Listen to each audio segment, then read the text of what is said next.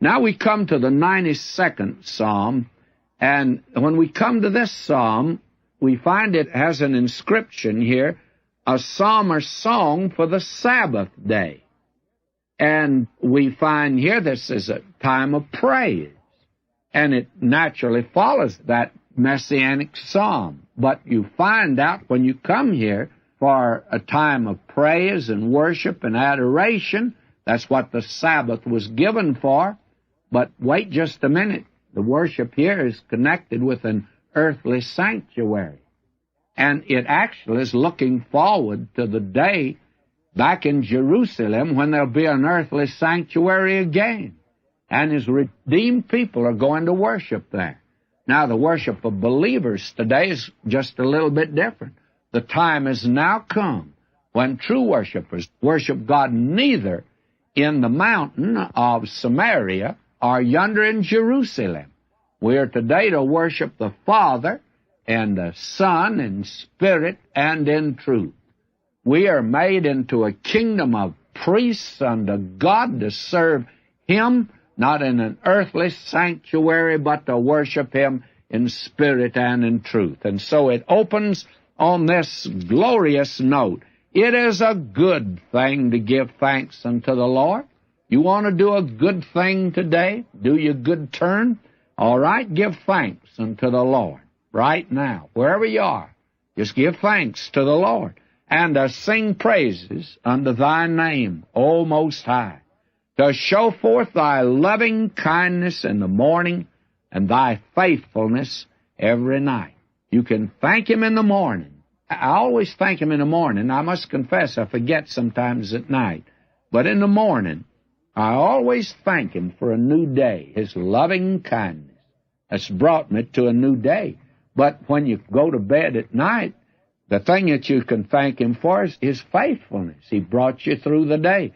And I think it's quite an undertaking to bring Vernon McGee through any day. It's wonderful to have a God that will do that.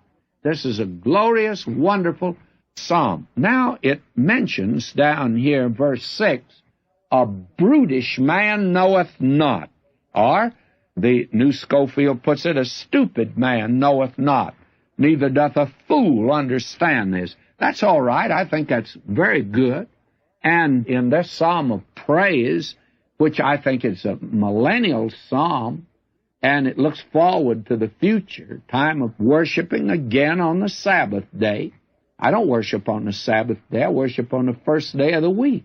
My Lord was dead on the Sabbath day, but He came back from the dead on the first day of the week, and we remember that. Now, will you notice that we have here the Most High? That's a millennial name for God, by the way.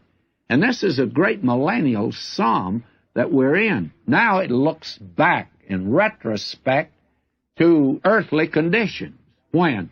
Well, to man down here, the man we saw in the 90th Psalm. Man is brutish. Scripture says he doesn't walk upright. He thinks he does, but doesn't. And he doesn't walk and look up to God. He looks down and he grovels in the filth of sin. He's a fool. He lacks good sense. He cannot understand because God says the foolish heart is darkened. And this brutish man, he denies God. And he lives like a brute. He lives like an animal. Lives like a pig, by the way. Many live just like that. As if God does not exist. Just eat and grunt and sleep and rest and work, and that's it. That's life for them. What a beautiful picture, though, that we have brought before us when we get to verse 11.